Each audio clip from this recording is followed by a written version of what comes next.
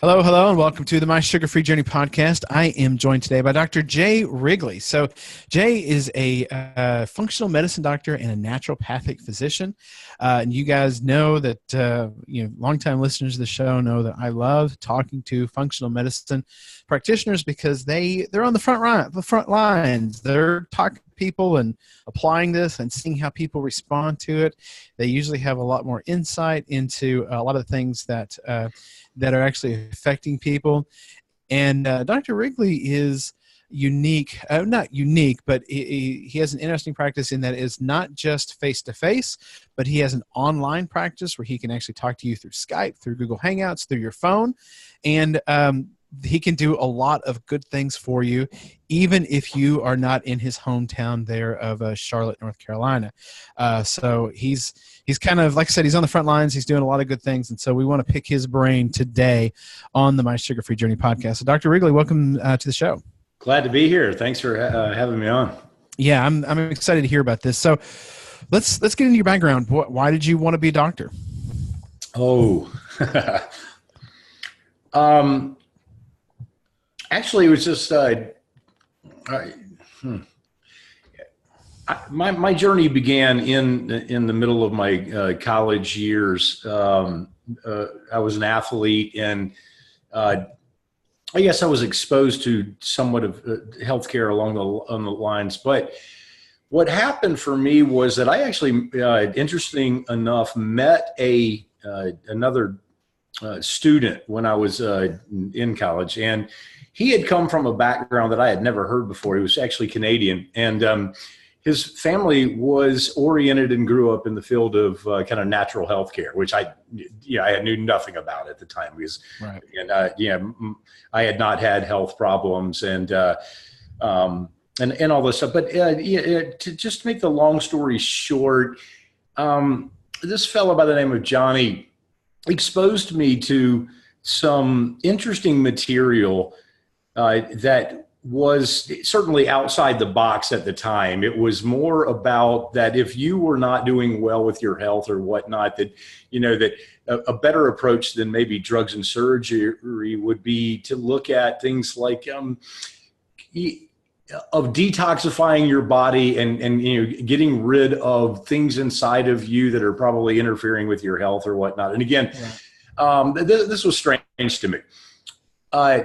What was fascinating about this journey that I'm telling you about was that somehow this guy convinced me to go through a 10-day period of time and go through a cleanse. And this is at an age where, again, I'm not unhealthy. I'm an athlete, whatever. And this guy, I brought along with this idea of going through a certain way of changing up the way that I typically look at food or whatnot and following something for a 10-day period of time, which at that time, it's not something I typically would support now. But the purpose of it was a lot of fasting and eating lots of fruits and then using things like olive oil and lemon juice to flush out the gallbladder, all this stuff that made no sense to me whatsoever at the time. But I did this, and I don't want to harp on this a lot. I want to say that what happened through that experience was I was blown away at the feedback that people that knew me at the time to come to me and say, wow, what have you done for this period of time when I wasn't unhealthy at all, but people were saying things like, you're so much different. Your eyes are so much clearer. Your energy and your focus. I mean, they were pointing things out to me that I would have never even thought about. Right. So anyway, to circle back around, the idea of that I did something for a period of time by changing my actions, and it showed up in a lot of profound ways. I wasn't somebody at that point needed to lose weight or wasn't having joint problems or whatnot. But there was a clarification to not only myself but to other people that, wow, there was a shift. There was a shift that was showing up in a positive way to people who knew me and spent a lot of time with me, and there was a shift to me in the fact that, wow, I do feel better and more alive and more focused. Right. So all of that is just to say that this was kind of a beginning that opened my mind that, you know what, I'm fascinated by the idea of looking at healthcare from the point of view of that if you're not well, then what needs to happen is that the producing of health where health does not exist, as opposed to the treatment or modalities that basically either suppress symptoms or manage disease, right? So anyway, that started this whole process, and then and through that, I decided to seek out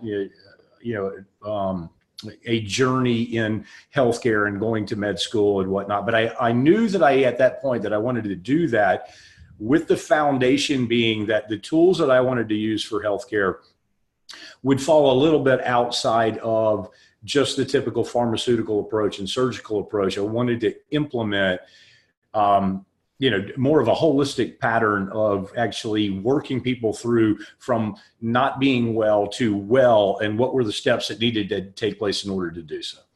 Yeah, and that to me seems to be the big difference between a traditional doctor that I've been to many times in my life versus a functional doctor, where a traditional doctor sees you as a collection of diseases that need to be fixed, whereas a functional doctor typically is trying to restore health, and they have a more positive goal in mind.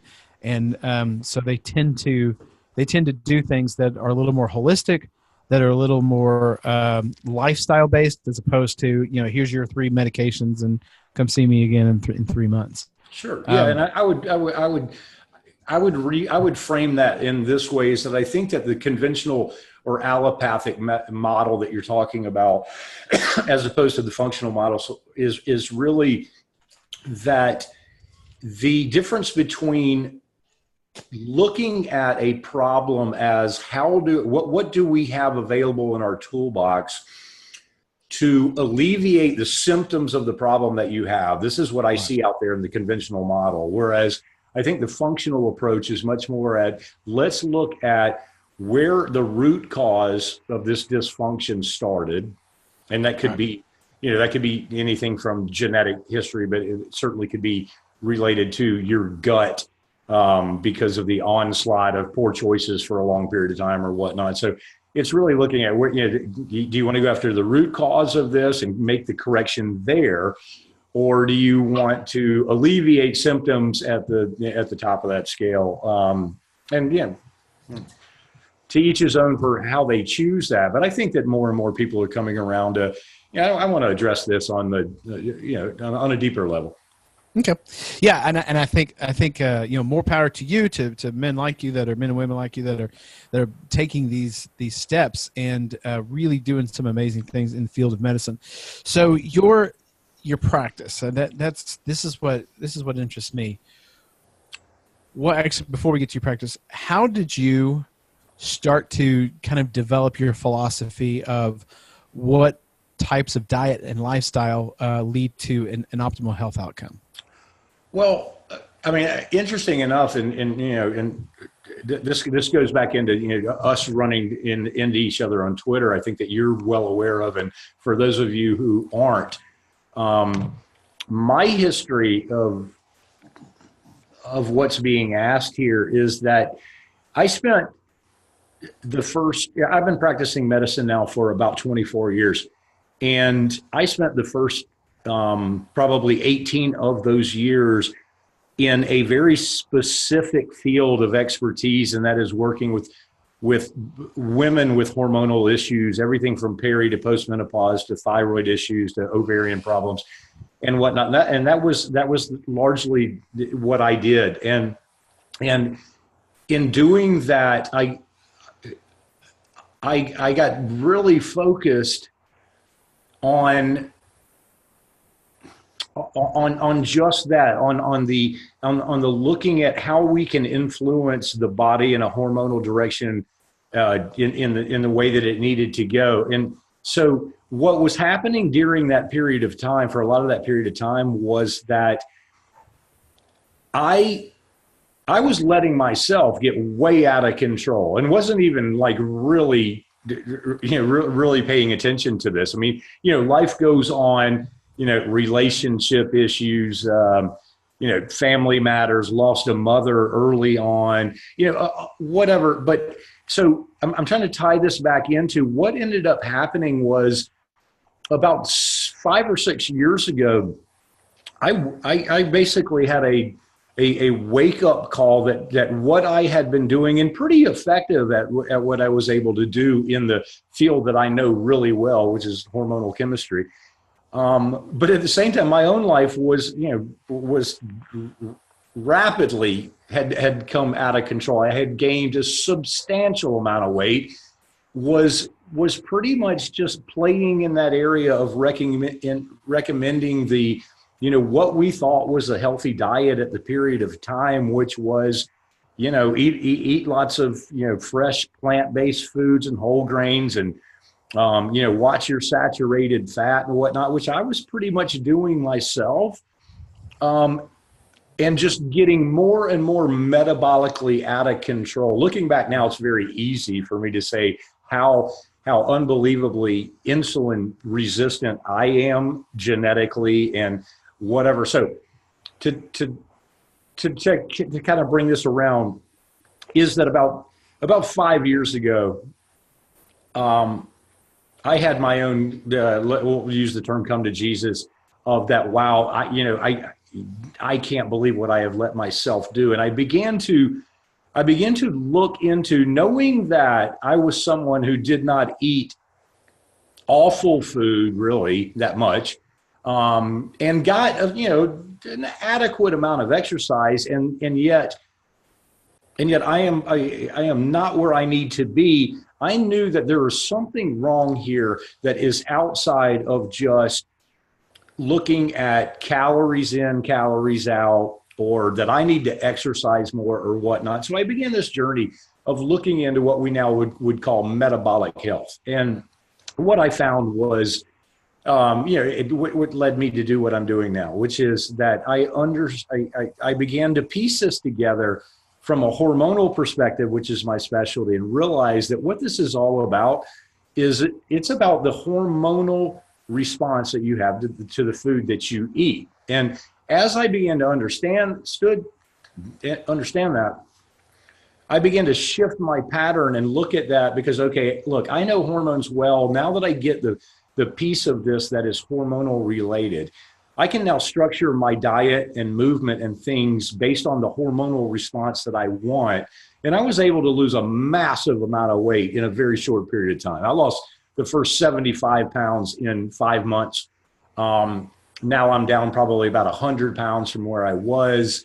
Wow. And it was it was very simple to do once I understood the biochemistry behind it. So what I did was I began to take my new love and passion around metabolic health, match that with what I do in my practice, which is, again, primarily female hormonal chemistry, and blend together, kind of what my passion now. My passion now is to work with everybody. I certainly work with men also, but I have a particular knack now for the change that takes place in a woman, anywhere from her early 40s to mid 40s, and goes all the way through the peri and postmenopausal phases, where their hormonal chemistry shifts, and what they used to be able to do to be able to lose 10 pounds rapidly no longer works for them whatsoever, and be able to lay out for them, here's why that is, here's what the hormonal shift that is taking place, and why that we need to structure your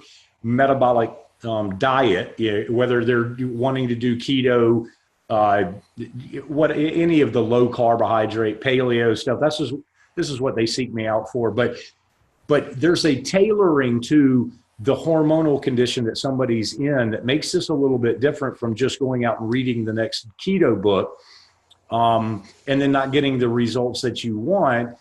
If we need to be paying attention to where those hormonal changes are taking place, and how to structure their diet for where they are hormonally at that time. Is that, if that makes sense? Yeah. So what are some of the things that women specifically need to understand about their hormones as they age? How are their hormones changing? And then, what are some of the things that they can do to manipulate those hormonal levels to lose weight, and to improve their health? Sure. Well, a couple things about that. One is the first thing that they need to understand now. This happens in men too. So any men out here listening to this, pay attention to this. But again, my wheelhouse is really in the female hormonal chemistry. But what they need to understand is this: is that there are three particular hormones in a woman's body that drive balance and metabolism, and those are estrogen, progesterone, and testosterone. Now, we think of testosterone as a male hormone for sure, because us men have a predominance of it, but women have a sufficient amount of testosterone through most of their life, and it serves a huge purpose in metabolizing fat, retaining lean muscle mass, and these types of things. So the first thing that women need to understand is that when they make this shift into perimenopause and on into menopause, is that the declining of these three hormones, estrogen, progesterone, and testosterone, have now made a significant shift in the energy balance within the body and how much energy that it needs, right? So there's no way we could deal with all of this today, but I want to give them the big picture, and that is this. What most women will see me talking about in social media is that where I see a big frustration point is when they're following, let's say, a typical ketogenic diet, which is designed to raise the amount of dietary fat to a significant level because you're trying to drive ketones. This is a wonderful thing for if you know what your purpose in doing that diet is. If the purpose is you want to produce ketones because you want to decrease inflammation in your body, you want to feed your brain better to function sharper, have more energy or whatnot, that's a great idea. However, if you're a woman who's probably between 43 and 62, and your main focus is on you need to lose body fat, this has to be structured differently. You now do not have the hormonal capacity to drive the extra fat in this diet and be able to metabolize it and burn it off, and then also burn your own body fat to produce ketones. So what happens is that a lot of these women are eating a way too high of fat, not getting enough protein in their diet, and then the carb restriction is exactly where they should be. They just need to manipulate the two ratios of diet fat and diet protein in a little bit different direction than what you hear a lot of people out there talking about the ketogenic diet need to do. And when they make that shift, that's when they get the results that they want. So that would be one thing that you were asking about. How much does diet influence estrogen and progesterone? Well, so again, a loaded question, but to try to simplify that, I would say this. One is that the natural occurring shift into peri and postmenopause really doesn't have that much to do with diet, meaning that all this really this isn't a disease that anybody gets, right? This is a transitioning of the body saying that I no longer really support being pregnant and going through gestation and all this kind of stuff. So in a sense, it's not about that, diet one way or another is going to keep you or prevent you from going through menopause or whatever. Now, with that being said, wow, we are like no time ever before are women and men also exposed to hormonal influences through the food supply like never before. So, I mean, the what we call xenoestrogens, these are estrogens that are outside of the body in the environment that find their way into our body, is is women are being like bombarded all the time with this. It started with basically the creation of plastics that our food supply comes in, our bottled water, these PCBs, whatever. These are estrogenic chemicals that women and men are exposed to all the time now that we never had to deal with, let's say, 100 years ago. So in that sense, we are bombarded with these phytochemical hormones, and they do need to be paid attention to, because one of the biggest things that functional medicine doctors see all day long is this term that we bring up all the time called estrogen dominance, where a woman who is, for either the reason that she's exposing herself to too much estrogen or doesn't have enough progesterone, this other female hormone, to antagonize that estrogen, finds herself in an estrogen dominant situation. And that estrogen dominance is causing problems with everything from metabolism to liver function to fat storage to emotional well-being and whatnot. So in that case, those things have to be paid attention to for sure. Okay, so in your practice, you've had these women come in, and I'm sure, let's just make up a typical client that she's 50 years old, she's overweight, she was perfectly healthy when she was younger, but she's seen her health decline over the last 10 or 15 years. Right. Mm-hmm. What is it that you're telling them, or let's start with tests. What is it that you're going to test, first of all, to see what your baseline is? And then what is some of the levers that you're going to try to pull to get them to where they need to be? Okay.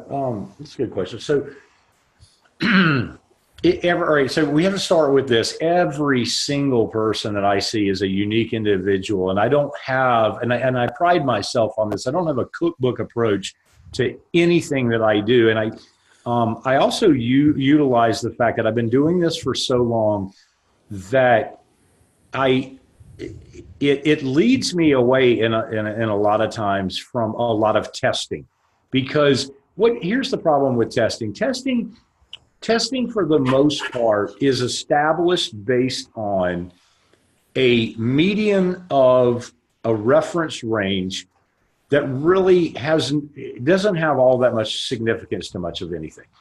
So, okay. Did you say? So? No, I said okay. Yeah. Okay. So a typical issue that you're talking about would be this. I get a woman who's 50 years old, like you said. She comes in to see me, and she has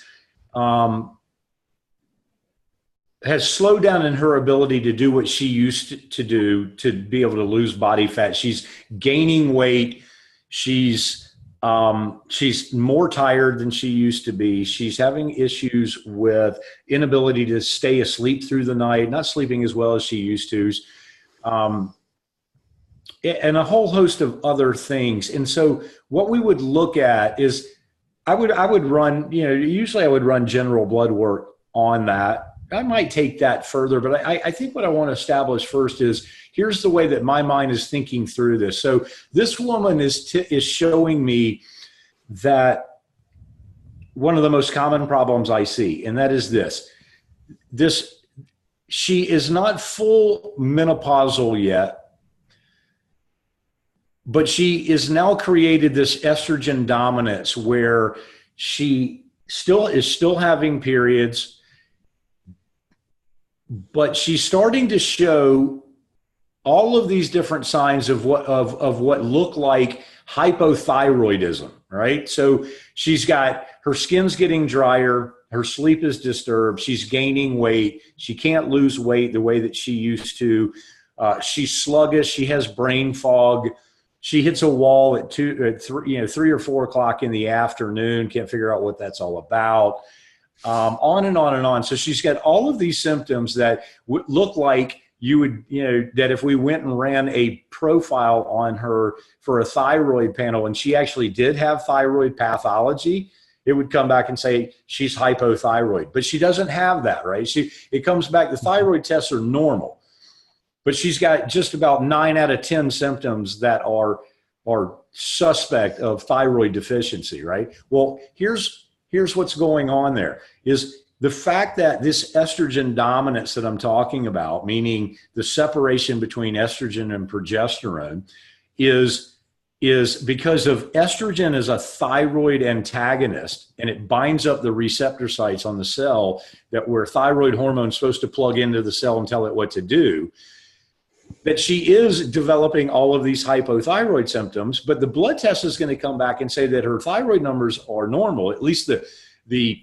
most overt ones that most doctors will typically run, like a TSH level. It will say normal because she has enough thyroid hormone circulating in her bloodstream, but it's not getting into the target tissues that it needs to get. So she's developing all of these slowed metabolism, lack of thyroid hormone without an overt thyroid problem on a test, right? So a physician it needs to be able to understand this chemistry and go, okay, this is not a diagnosable thyroid problem. But we are creating hypothyroid symptoms by the mismatch of two of the female hormonal, ratios that are out of balance, right?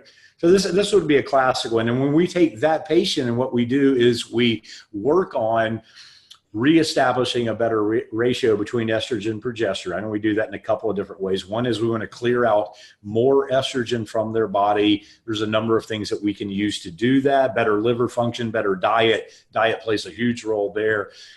There's some nutritional supplementation that I would like to use there for sure. Something called diindol methane, which is a chemical constituent, phytonutrient that comes from cruciferous vegetables. Although you really would have a hard time eating enough broccoli and cauliflower and Brussels sprouts to be able to do this. So we usually use a supplement of this substance. And what it does is it binds up excess estrogen, clears it out of the liver, brings that estrogen dominance down a little bit. And then we want to support better progesterone function. We might use, the simplest way, most non-aggressive way is to use something like the active form of vitamin B6 called pyridoxal 5-phosphate. If we need to get a little more aggressive, we might go into using a botanical substance for that, like chaste tree or vitex. And then a lot of times I will actually just put a woman on bioidentical progesterone, which is very safe and natural and effective to be able to bring the progesterone up, shift the estrogen down, take the burden off the thyroid, open the receptor sites, set her metabolism back to where it should be, and then she gets the results that she should have been getting. And so it's a little complicated. I'm sure it sounds that way, but at the same time, it's a good way of being able to not manipulate through pharmacological stuff and say, we need to rearrange and shift some of those biochemical pathways back into their natural order, so to speak. And that's just a better way to practice. What about over-the-counter progesterone creams? Are they worth looking into? The problem with that is a couple-fold. One is that most of the over-the-counter progesterone creams are not really progesterone at all. What they are is they're what we call a wild yam extract, right? So one of the things about there's a certain plant called Diascorea, which we call the Mexican wild yam, and it has a chemical nature to it that supports progesterone levels in a woman, but it's not really progesterone. The problem with that is that when a woman reaches a certain part of perimenopause and her ovaries are no longer able to produce the amount of progesterone that they used to, there is nothing about a progesterone precursor like Mexican wild yam that's really going to do anything for you. You now reach the level where you have to use actually real progesterone. That's not what a lot of these creams are. They're just, they're this precursor that could be maybe very useful to a woman in her late 30s who still has pretty strong ovaries and just needs a little bit of support. But so anyway, so one thing is that A lot of what's out there is not, and certainly not what we would call USP pharmaceutical grade natural progesterone. And so it's very misleading. Number two is I don't really, as much as I want to support natural health care, there's a certain part of it.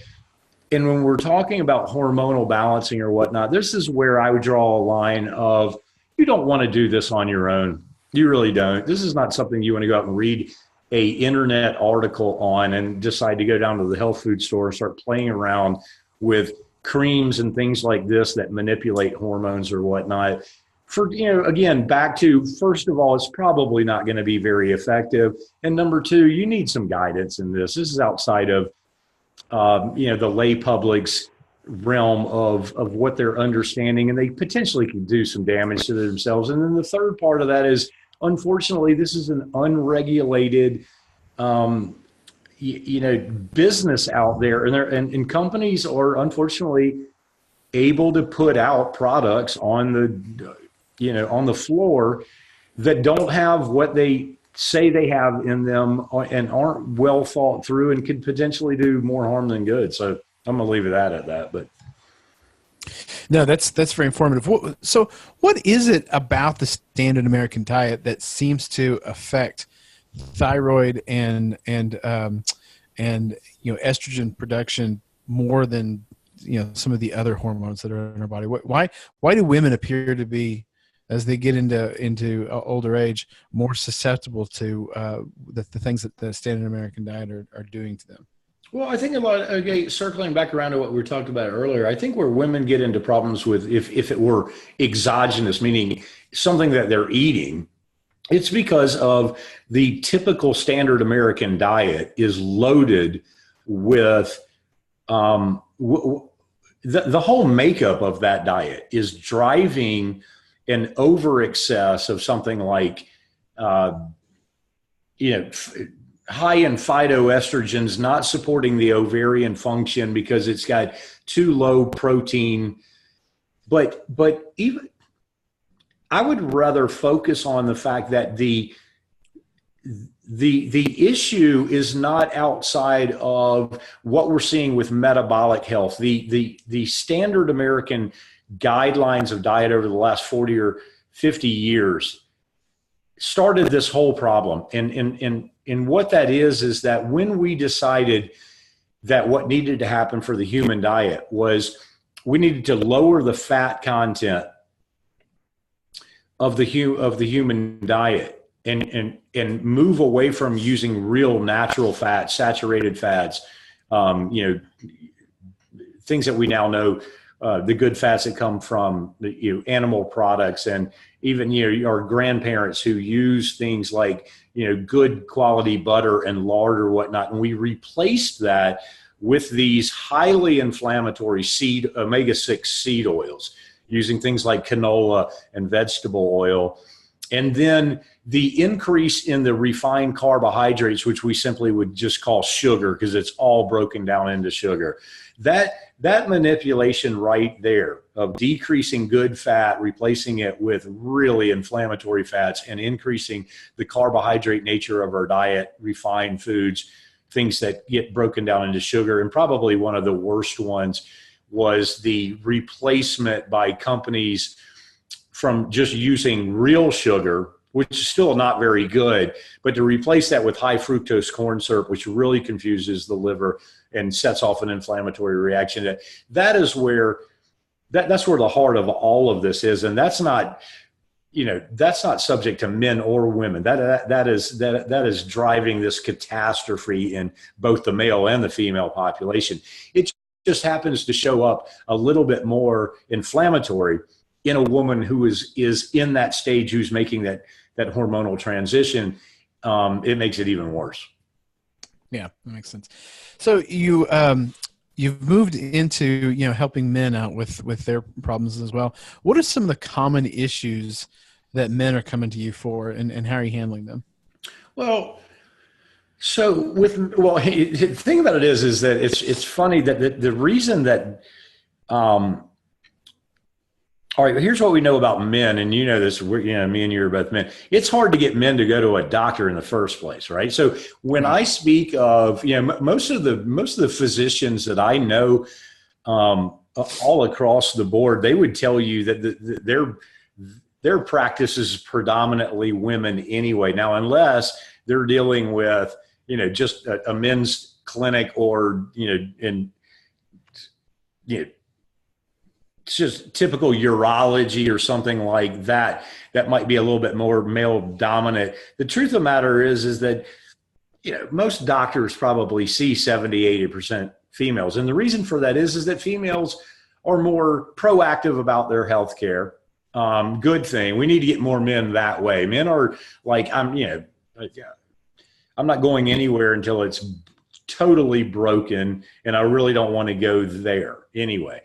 So, but now that's shifting a little bit. Men are getting a little bit more proactive. A lot of times it's because of their wife, driving this. But so the men that I'm seeing now are, they're interested in getting an advantage to, I think all this goes back around to that people know that they're living longer and have a potential to live a lot longer, and they're looking at the quality of that life. And so I see a lot of men now who come in because, hey, you know what, I'm 40 to 50 to 60, and there's a good chance I'm going to live into my 80s or early 90s. And, right. If that's going to be the case, what is, I want things to be, more advantageous. I want to balance out what I need to, what's deficient. I want to get that edge, right? So now I get to have that conversation with men of, what, you're in the same place too, where you're just not going to just, completely be able to get away with eating whatever you want to. If you want that edge, if you want to be leaner, stronger, more fit, warding off inflammation, maybe protecting yourself from problems like Alzheimer's, cardiovascular disease, or whatnot, then you know what? We got to look at these same issues. We got to look at balancing out insulin and blood glucose. We got to look at putting you into a better hormonal state, make sure that your testosterone levels are not falling too far down, addressing nutritional deficiencies or whatnot. So we're getting certainly much more of an advantage to talk to men now than in the recent past. It's coming around. So your practice has evolved, from just a typical doctor into now you're doing a lot more telemedicine. What was that like, and what have you seen since you've made that transition in your practice? I've seen it's a ongoing, growing prospect or process that I am so unbelievably engaged in. I did not know what this was going to be like, and yet it has fulfilled my wildest dreams. It is the ability, because again, I think that I don't know that every doctor has this advantage. They could, and they will, but when you get to the point where you've done this as long as I have, you get the ability that I think again, let me circle back around and say what I think that the limiting factor to what we're talking about right now has been up until the recent past is that how do you go about doing all of the the testing and all this kind of stuff that we may need, and that is something that I'm still working myself through. But here's the advantage I have. I have the advantage that typically in the online world of doing a Skype or a Zoom or even a phone consultation with somebody thousands of miles away, I have the ability of enough of a reference that most of the time this is not about where we need to start is to go out and run a huge battery of tests. These are people that are contacting me are typically women who are going through a phase and have been stunted on the weight loss that they want, can't figure that out, or have a few guiding symptoms for me that make so much sense to me about where their hormones are a little bit need to be shifted in one direction or another.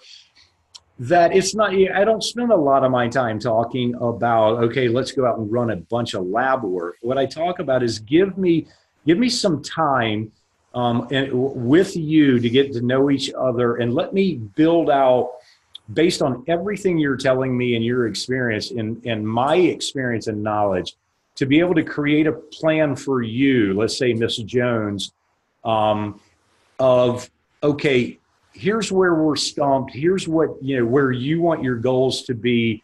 Here are the guiding things that you're telling me about. And then I'm able to sit down and build out okay, what needs to be shifted here is a refinement or some specifics around a low carb or ketogenic diet for this particular case in metabolism. Here are some particular recommendations I want to make about to shift some biochemistry in this direction, maybe again clearing out estrogen dominance, supporting a little bit better progesterone. So it's allowed me to be able to work with people anywhere and give them a specific approach. And I think that's what's missing a lot of time in the community that I work with out there in social media, Twitter or whatnot, is there's a lot of this one size should fit all, and where it's not working out that way, where two people are following the exact same diet. And one of them is, lost 30 pounds in 60 or 75 days, and the other one has lost 4 pounds. And the ability to be able to use some of my expertise and go, all right, I can probably pick up why that is, what's different about these two metabolisms and where this emphasis needs to be shifted to. So pretty exciting. And I think this is going to be a way for a lot of people to be able to reach out and get some guidance from people, and know that they can do that from anywhere now, in the comfort of their own living room, and jump on and get some some correct advice about how to do this for themselves. So I would imagine that there are advantages and disadvantages to this. I think the most obvious advantage, you can talk to anyone anywhere, but it occurs to me that one disadvantage would be, I've never been to a doctor that they didn't look with a light in my ear, up my nose, down my throat. They want to do prostate exams, and they want, there's touchy-feely hands-on things that a doctor wants to do. How are you feeling that gap? Well, the way that I fill that gap, and again, that's something that I was probably in the beginning of getting involved in this. I had to go through that in my own mind. What I found was that again, the whole world is becoming so networked through the internet that in those cases, it's usually not difficult for me at all to partner with a primary care physician in their area, where when I need to say that, listen, in your case, there's more I need from you than what I can do over the internet, like the touchy-feely stuff that you're talking about. Mm-hmm. That it's not as hard as I thought to be able to link that relationship with somebody in close to them and say, listen, we need, I need this done. We'll get you in touch with somebody in your area who is on board here, who can do either a physical examination and also on the other side of that, we talked about a little bit like lab work or whatnot. It is very easy for me now to, with a fax machine, to send a lab requisition to any lab all over the country and sometimes out of the country and say, here's what I want run. That information will be shot back to me through, via, again, internet, email, whatnot. So it's proving to be a viable model. And again, we have to look at our limitations. This won't be for everybody. If somebody, again, here, we know where the big limits would be is I'm no good to anybody who's dealing with a crisis, acute situation that you need to go to the emergency room for. You don't want to be dialing me up on Skype, right? Right. Or you can, but what I'm going to tell you is you need to get to your local emergency room or urgent care facility as soon as possible. So we we're working our way through this, but we understand where the limitations are. But again, the majority of my work nowadays is in the, it's not in the acute world anymore. It's in the people dealing with chronic degenerative issues that have not found the results they're looking for in the conventional model of things, and allowing me to be able to kind of piece together behind the scenes a little different approach to that and say, let's look at it this way. Let's include diet, what we know in the field of natural medicine, maybe some nutritional supplementation, and maybe even, pharmacology plays a role in that sometimes. But anyway, I think we'll figure this out, but it's going pretty good for right now. Yeah, and it, because it's always seemed to me that modern medicine is really good at dealing with acute issues, and then better than anybody. Yeah, and then you give them a chronic issue, and they don't seem to know how to handle it. They don't know what to do with type 2 diabetes. They don't know what to do with, cancer and arthritis. A lot of these things, and that they just aren't as good as you would hope that they would be. Sure. And so I think that's how the niche that services like yours are going to be able to fill and be able to do some really good work in the field of medicine. So I'm excited to see this grow and more people do what you do. It's cool to see. I think you're on the cutting edge of something here. So Dr. Wrigley, if my listeners would like to find out more about you, what you're all about, follow you, maybe book an appointment, all that good stuff, how can they do all that?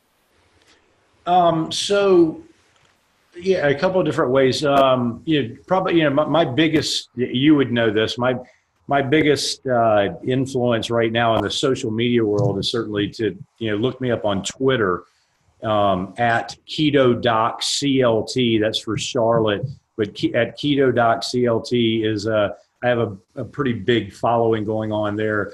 You can also find me at the same address on both Instagram and Facebook. Haven't spent a lot of time building that out yet. My website is simply drwrigley.com.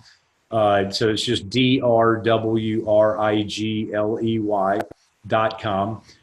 That's my website that links you to my physician's practice in Charlotte, and has more information about what I do or whatnot. And but I'm easy to find in those spheres. And